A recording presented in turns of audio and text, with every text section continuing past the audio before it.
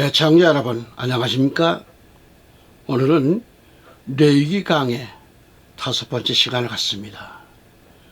본문 말씀은 레위기 2장 7절로 12절 말씀이 되겠습니다. 봉독해 드립니다. 내 헌물이 튀김판에 구운 음식 제사라면 고운 가루에 기름을 섞어 만들지니라. 너는 이것들로 만든 음식 제물을 주께 가져와서 제사장에게 줄 것이요, 제사장은 그것을 제단으로 가져와서 그 음식 제사에서 기념물을 취하여 제단에서 불사를 지니 그것이 불로 드리는 제사요 주께 향기로운 냄새니라. 음식 제사에 남은 것은 아론과 그의 아들들의 것이 될지니 그것은 불로 드리는 주의 제물 중에서 가장 거룩한 것이니라. 너희는 누룩을 넣어 만든 어떤 음식 제물도 주께 드리지 말지니 이는 불로 드리는 주의 어떤 제물에도 누룩이나 꿀은 불사르지 못함이라. 첫 열매들의 헌물은 너희가 주께 드릴 것이나 향기로운 냄새를 내기 위해 그것들을 제단에서 불사르지 말지니라. 아멘. 오늘은 지난 시간에 이어서 네 번째로 내 헌물이 튀김판에 구운 음식 제사라면 이런 얘기입니다. 레위기 2장 7절 8절에 가서 보면 내 헌물이 그랬어요. 튀김판에 구운 음식 제사라면 고운 가루에 기름을 섞어 만들지니라. 너는 이것들로 만든 음식 제물을 주께 가져와서 제사장에게 줄 것이요, 제사장은 그것을 제단으로 가져와서 그랬습니다. 본문 말씀에 튀김판이란 말씀이 나와요. 헌물의 튀김판. 튀김판은 좀 쉽게 말하면 솥이라고 생각하면 돼요. 가마솥. 이런 큰 솥이죠. 히브리 원문에는 마르헤스트라고 그러는데, 마르헤세트는 음식을 튀길 때 사용하는 큰 그릇을 가리킵니다. 솥이나 그 냄비에 삶은 게 아니고 튀김판에 구운 음식 제사를 가리키는 거죠. 이것도 역시 그리스도의 십자가 순환을 의미하는 겁니다. 그리스도는 우리의 임마누엘이 되시기 위하여 무덤에 내려가셔서 죽음의 고통을 맛보신 겁니다.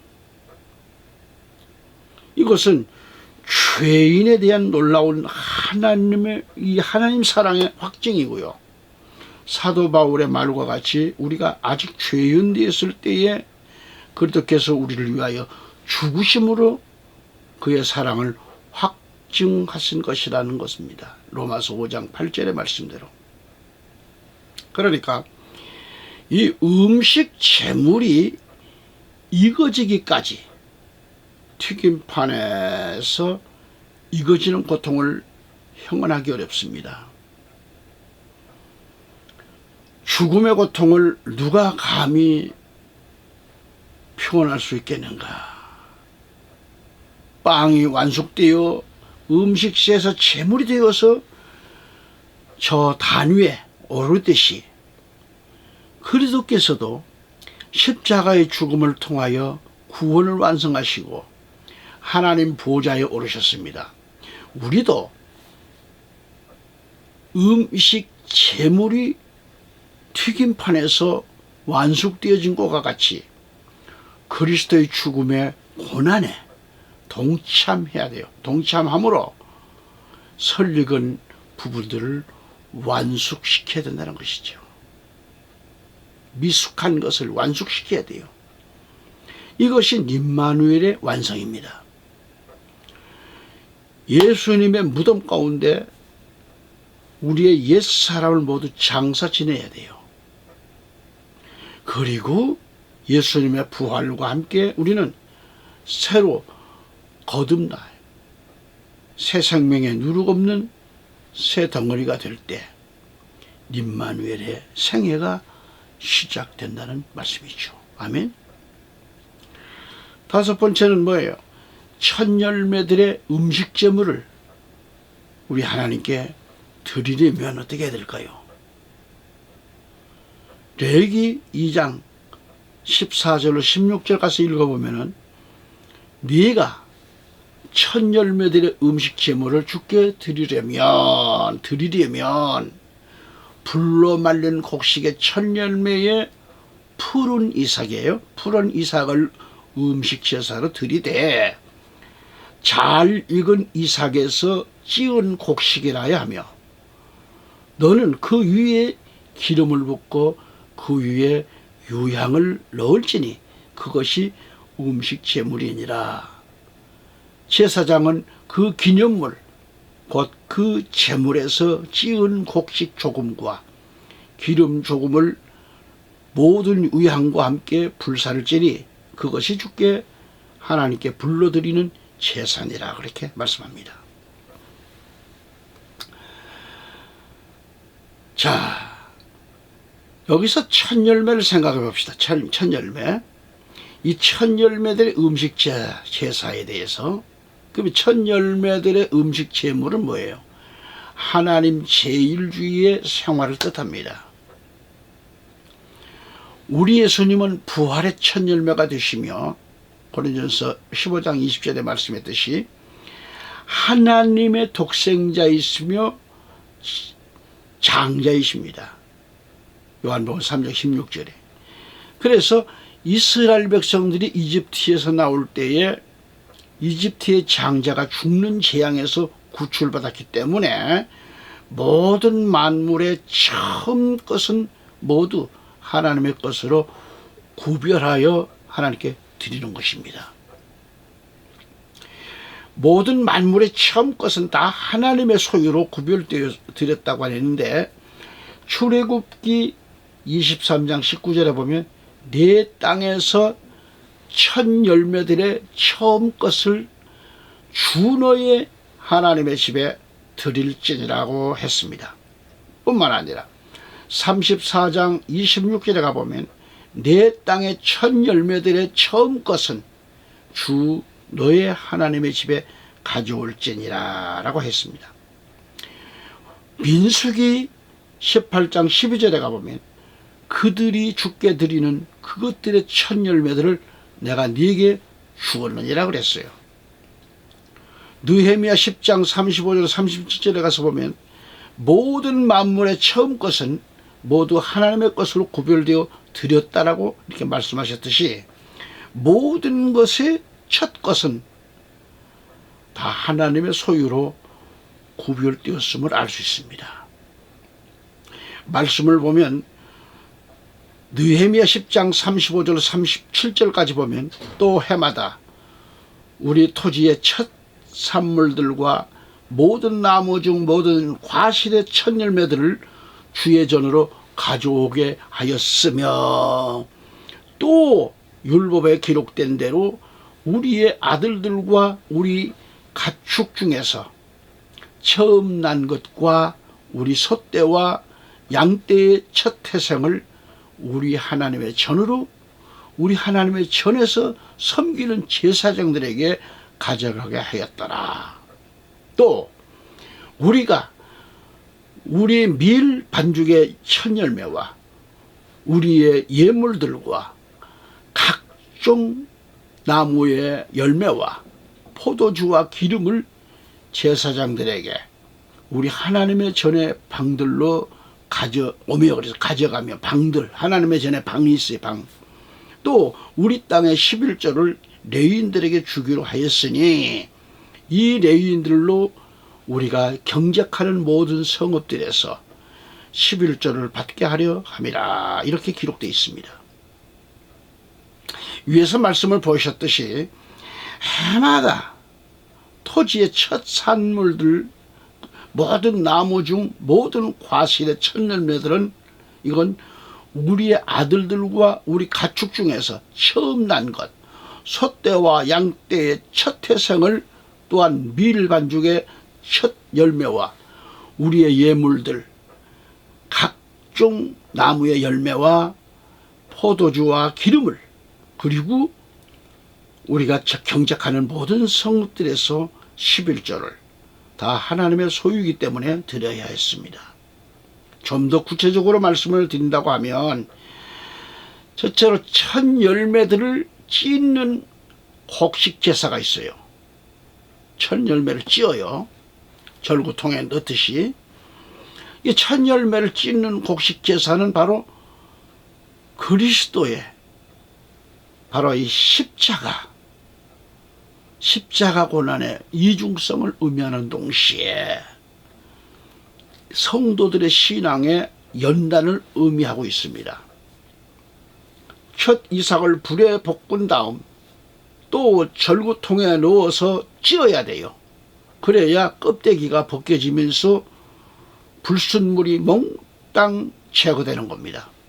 이처럼 그리스도께서 악한 자들에 의해서 옷벗김을 당하셨고, 또 사망의 무덤으로 내려가셔서 사망의 고통을 당하시고, 잠자는 가운데 부활하셔서 부활의 첫 열매가 되셨다고 하는 것입니다. 아멘. 위에서도 지금 이미 언급해 드렸듯이 밀이나 보리의 첫 이삭을 잘라서 불에 볶을 때 불의 열기가 뜨겁기 때문에 곡식이 그 뜨거움을 견디지 못하고 밖으로 막 튑니다. 이처럼 밖으로 이렇게 튀어나간 곡식은 제물이 될 수가 없죠. 튀어나간 것은 다시 죽기 전에는 새들이 와서 먹든지 쥐가 와서 먹든지 가치가 없는 거죠. 자, 오늘 우리 신앙을 연단하기 위해서 이삭을 볶아가지고 절구통에다 넣고 막 찢는 것과 같은 그 어려운 시련과 환란이 왜 없겠습니까? 있어요, 살아가는 동안에. 그렇게 많지만 이때 그의 받는 환란과 이 시련 때문에 믿음을 떠나고 세상 밖으로 뛰쳐나갔다고 하면 하나님 앞에 재물이 될 수가 없다 이거예요. 그렇기 때문에 하나님의 복은 뭐예요? 그리스도를 위한 환란과 시련에서 승리한 자가 받는 겁니다. 아멘. 다음에 그 위에 기름을 붓는다고 했어요. 기름을 붓고 유향을 넣으라고 그랬습니다. 이삭을 볶아가지고 절구통에 찢는 것 가지고는 족하지 않습니다. 안 돼요. 그 위에 반드시 뭐가 들어가요? 기름이 들어가야 돼요. 기름을 붓고 유향을 더해야 합니다. 이게 뭐예요? 첫 번째 고운 가루로 음식 제사 드릴 때 방법하고 동일합니다. 위에서 언급해 드렸듯이 기름은 성령이요, 유향은 기도입니다. 하나님께 드리는 향내 나는 화제물에는 반드시 기름과 유향이 필수 조건이죠. 즉 뭐예요? 성령 안에서 기도로 이루어진단 말이죠. 이 두 가지가 없으면 향내가 날 수 없기 때문에 절구에 찢는 수고가 더 허사입니다. 그래서 레위기 1장에서 보았듯이 소나 양이나 새의 피를 가지고 하나님께 드리는 번제 희생의 화제에는 기름이란 말이 단 2번 나와요. 레위기 1장 8절과 12절에. 그것도 이제 제물 자체의 몸에 붙은 기름이고 식물성에서 나는 별도의 기름은 아니었습니다. 그런데 레위기 2장에 피 없는 음식 제사가 있어요. 피 없는 음식 제사 제물이 바로 이걸 소제라 그래요. 피 없는 음식 제사를 드릴 때는 기름이란 말이 무려 7번이나 기록되어 있습니다. 그래서 이 기름은 올리브 나무의 기름입니다. 기름이 없는 음식 제물은 하나님 받지 않으셨죠. 그래서 기름이 없는 음식 제물은 무익한 거다 이 말이죠. 기름은 부드럽게 하고 윤기가 나게 하고 향기롭게 만듭니다. 볶아 찢는 신앙의 시련과 연단을 받은 자에게 성령의 기름을 부을 때 하나님께 참으로 향기로운 기념물이 되고 하나님이 함께 하시는 화제가 된다 그런 얘기죠. 그런 의미가 있습니다. 할렐루야. 그 다음에 기념물을 제단 위에 불사를 찌니라 그랬어요. 기념물을. 첫째 레위기 2장 2절에 보면 그 기념물을 제단 위에서 불사를 찌니라 했고, 레위기 2장 9절에 가보면 그 음식 제사에서 기념물을 취해서 제단 위에서 불사를 찌니라 했고요. 레위기 2장 16절에 가보면 제사장은 그 기념물 곧 그 제물에서 찌운 곡식 조금과 기름 조금을 모든 위안과 함께 불사를 찌니 그랬습니다. 불사른다 그래서 불사른다. 그러니까 음식 제사에서 기념물이란 언어가 3번 나와요. 기념물이란 언어가 레위기 2장 2절 9절과 16절에 나옵니다. 음식 제사는 기념물을 불태워 드리는 화제를 가리켜요. 불태워 드리는 것을 화제라 그러죠. 여기서 히브리 원문을 보면 기념물이라고 하는 것은 아즈카라의 기본 동사, 자카르는 기억하다라는 뜻입니다. 따라서 여기 번제단 위에서 불살라진 기념물은 풍성한 수확을 허락하신 하나님을 기억함과 동시에 헌제자가 하나님께 자신의 간구를 기억해달라고 간청하는 그런 복합적인 의미가 담겨 있습니다. 한편 음식 제사 제물 중에서 취해가지고 번제단 위에서 불살라진 기념물, 이것은 순수히 하나님께 바쳐진 하나님의 몫으로, 그래서 기억의 몫이다, 기억의 몫이다 그렇게 하도록 합니다. 예수 그리스도의 살과 피를 기념하는 주의 성찬식의 의미가 있습니다. 예수님의 살과 피를 먹는 자는 주와 연합하여 주 안에 거하고 마지막 날에 다시 사는 영원한 생명의 영생 축복이 있으니 이거보다 더 큰 하나님의 복은 없다고 하는 것이죠. 요한복음 6장 54, 56절을 볼 때에. 그러니까 교회는 예수님의 그 죽으심을 오실 때까지 전하는 부활의 터전 위에 세워진 것으로서 우리는 영원히 이를 기념해야 마땅합니다. 날마다 함께 하시는 축복은 그 이름을 기념하는 곳에 임한다고 하는 것을 출애굽기 20장 24절을 말씀하고 있어요. 고린도전서 11장 23절 26절 가서 보면 내가 주께로부터 받은 것을 너희에게 전달해 주었나니 이는 주 예수께서 넘겨지시던 그 밤에 빵을 가지고 감사를 드린 후 떼어 말씀하시기를 이것은 너희를 위하여 쪼개진 나의 몸이니 받아 먹으라. 이것을 행하여 나를 기억하라고 말씀합니다. 그리고 식후에도 이와 같이 잔을 가지시고 말씀하시기를 이 잔은 나의 피로 된 새 언약이라. 이것을 행하여 너희가 마실 때마다 나를 기억하라. 그렇게 말씀하셨고, 너희가 이 빵을 먹고 이 잔을 마실 때마다 주의 죽으심을 그분이 오실 때까지 선포하라는 것입니다. 우리 신앙인들의 참 얼마나 참 귀합니까? 직책이 전하는 것. 그 다음에 음식 제사에 남은 것은 여기에 말씀 보면 제사장 몫이라 그래서 제사장 것이에요. 오늘날로 말하면 목사 것입니다. 자, 레위기 2장 3절에 음식 제사에 남은 것은 아론과 그의 아들들의 것이 될지니 그것은 불로 드리는 주의 제물 중에서 가장 거룩한 것이니라. 레위기 2장 10절에 가보면 음식 제사에 남은 것은 아론과 그의 아들들의 것이 될지니 그것은 불로 드리는 주의 제물 중에서 가장 거룩한 것이니라고 했습니다. 아멘.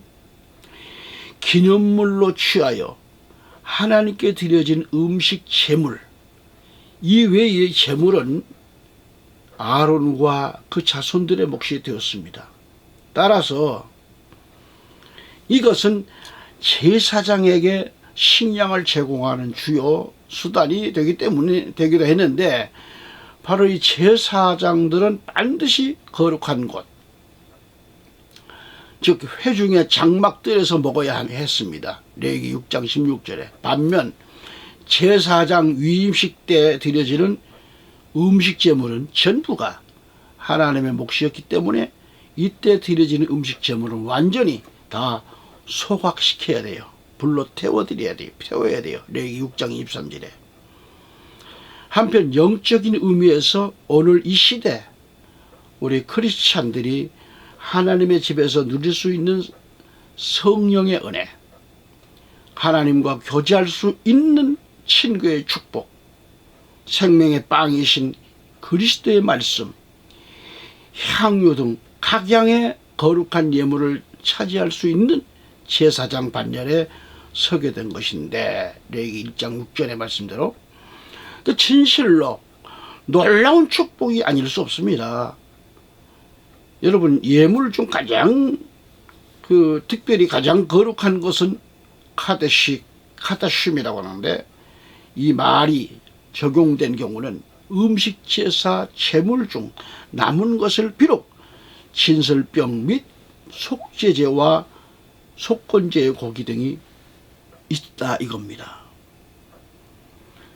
그런가 하면은 결국 이러한 것들은 번제단 위에서 불살라지지 않는 제물로서 그 취급에 있어서 일반 용도로 쓰여지는 그런 경우를 특별히 경고하고 주의를 환기시키기 위해 이처럼 가장 거룩한 것이라고 표현하기도 했습니다.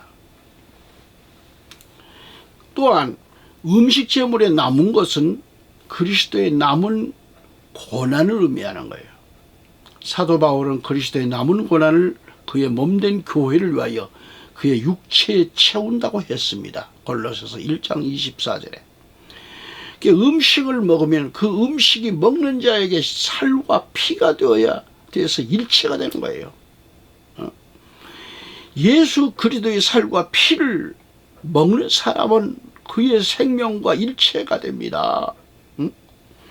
남은 음식 제물을 아론과 그 자손들만이 먹을 수 있는 것은 그들에게만 주어진 특권이었습니다. 특권. 다른 사람은 그 누구도 그 음식을 먹을 수 있는 특권이 부여되지 않았습니다.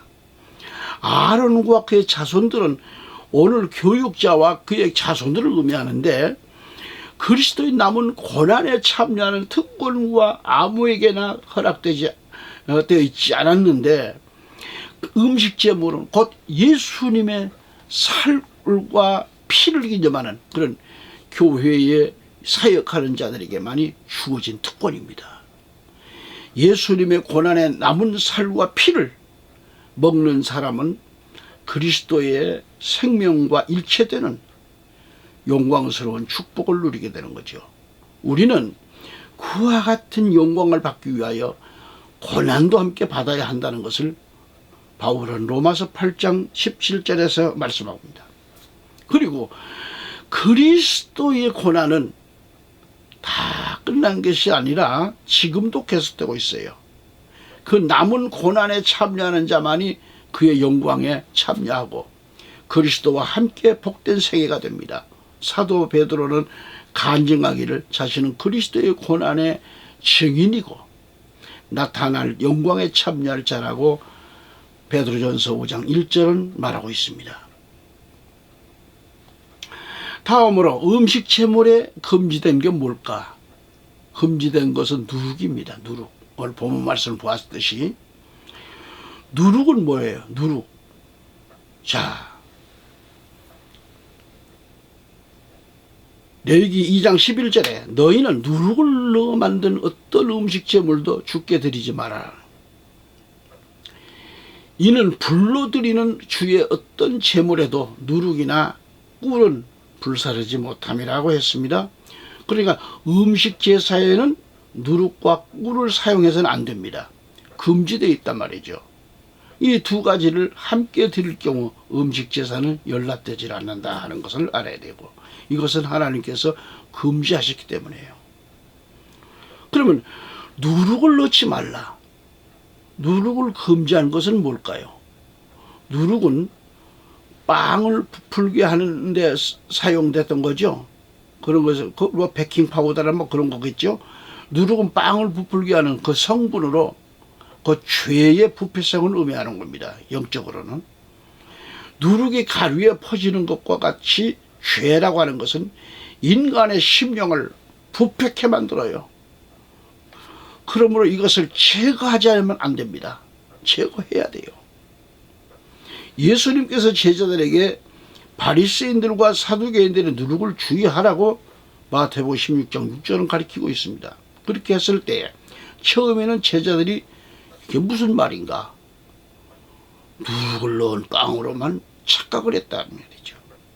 그런데 나중에 이제 깨달은 거예요. 이 교훈을 깨달은 겁니다. 제자들이. 그러니까 바리새인들의 누룩은 형식적인 외식주의의 교훈을 말합니다. 만일 이 누룩을 제거 안 하고 그대로 두었다간 진리의 내용보다는 형식을 더 중요시하는 위선자의 탈을 면치 못하게 된다는 말이죠. 뿐만 아니라 사두개인들이 누룩은 천사도 부활도 내세도 부인하는 교훈이기 때문에 만일 이 누룩을 제거 안 하고 그대로 두었다간 그 사람은 세속적인 현실주의자가 되고 마는 겁니다. 그렇기 때문에 이 두 가지 누룩은 우리 신앙생활에 있어서 절대로 금물입니다. 이건 반드시 제거해야 되는 거죠. 이 두 가지 누룩 외에도 예수님은 또 한 가지 누룩을 더 경계하신 것은 뭘까? 바로 마가복음 8장 15절에 나와 있듯이 헤롯의 누룩입니다. 헤롯의 누룩. 이 헤롯의 누룩은 뭘 가리키죠? 교회가 정치에 참여하는 걸 가리키는 겁니다. 교회가 정치에 참여하고 정치 운동을 하는 것은 하는 그런 기구로 전락되어 버린다면 교회 본연의 사명을 망각하게 되는 것 아니겠어요? 음식 제사 제물에 이상의 세 가지 교훈을 따르는 무리들에 의하여 십자가의 고난을 당하셨기 때문입니다. 바리새인들의 교훈과 사두개인들의 교훈과 헤롯의 교훈은 곧 예수님의 하나님 왕국 운동을 방해하는 악한 그런 누룩이었습니다. 그런데 현대 교회 가운데는 이 세 가지 교훈에 오염됐어요. 오염되어 아주 그래서 자주 나타나는 거 뉴스에도 나타나지만 교회 부패성이 드러나잖아요. 응? 참 부끄러운 일이 많지요. 참으로 슬프지 않을 수 없습니다. 우리는 그리스도께서 말씀하신 이 3대 교훈을 조금이라도 용납해서는 안 됩니다. 유대인의 무교절에는 7일 동안 무교병을 먹고 집 구석구석을 뒤져가면서 누룩을 찾아 처리를 합니다. 만일 이 절기에 유교병을 먹는 날에는 이스라엘에서 영영 끊어지고 말기 때문에 출애굽기 12장 15절에 그래서 바리새인의 누룩은 형식과 외식주의자들이고 사두개인들의 누룩은 내세를 부인하는 현실주의자들이고요. 헤롯의 누룩은 정치와 타협주의 그런 자들을 가리킵니다. 이것들을 멀리 하라는 거죠. 그 다음에 꿀을 넣지 말라고 그랬어요. 꿀을. 아니 누룩도 넣지 말고 그 다음에 이제 꿀을 넣지 말아라. 성경에는 꿀에 대한 말씀이 참으로 많습니다. 자, 말씀을 제가 하나하나 찾아서 읽어드리면 시편 19편 10절에 그것들은 금보다 많은 정금보다 더 바랄만하며 꿀과 벌집보다 더 달도다 그랬고요. 시편 119편 103절을 보면 주의 말씀들이 내 입맛에 어찌 그리 단지요 정녕 내 입에 꿀보다 더 다나이다 라고 했습니다. 잠언서 16장 24절에도 보면 즐거운 말들은 벌집 같아서 혼에 달고 뼈에 건강이 되느니라고 했고요. 또한 꿀은 잠언서 24장 3절에 내 아들아 너는 꿀을 먹어라 그것이 좋기 때문이라 벌집을 먹어라 그것이 내 입에서 다니라 라고 했습니다. 아가서를 찾아보면 5장 1절에 나의 벌집을 나의 꿀과 더불어 먹었으며 나의 포도주와 나의 젖과 더불어 마셨도다. 사무엘상 14장 27절에 가보면 다윗이 사울의 난을 피하여 피곤에 지쳐 방황할 때 요나단은 숲속에서 꿀을 먹고 눈이 밝아진 적이 있었습니다. 자, 요한계시록을 보면 10장 10절에 이 예언의 말씀은 입에는 꿀같이 다나 먹은 후에 배에서는 아주 쓰다고 했어요. 이사야 7장 15절을 보면 임마누엘의 주님은 악을 버리고 선택할 줄 잘 알 때까지 버터와 꿀을 얻었다고 이렇게 기록되어 있습니다. 이처럼 꿀은 하나님의 말씀의 모형이긴 합니다. 긍정적이고 좋아요. 그런데 음식 재물에 화재에 꿀을 금지한 것은 의미심장하잖아요. 음식 재물의 꿀은 달콤한 인정이나 애정, 육정을 금지하라는 뜻으로 말씀하는 거죠. 그래서 6월절의 음식에는 어린 양의 고기와 무교병과 쓴 나물을 먹었어요. 출애굽기 12장 8절에 보면 이미 위에서도 언급해 드렸듯이 무교병은 죄 없는 예수 그리스도의 몸이라고 했었고요. 쓴 나물은 이스라엘에게 이집트의 고난을 상기시키면서 6월절 양 예수님의 십자가의 고난의 쓴 잔을 기억하는 데 있었습니다. 그러니까 그리스도의 몸을 기념하는 음식 제사 제물에는 꿀같이 달콤한 인간의 그런 인정이나 애정을 가미할 수가 없다라는 것이죠. 사람이 세상을 사랑하면 아버지 사랑이 없을 뿐만 아니라 하나님과 원수가 된다고 했어요. 요한복음 2장 15절에도 야고보 4장 4절에도 그렇게 위대했던 삼손의 힘은 꿀같이 달콤한 한 여인의 애정에 빠지고 말았습니다.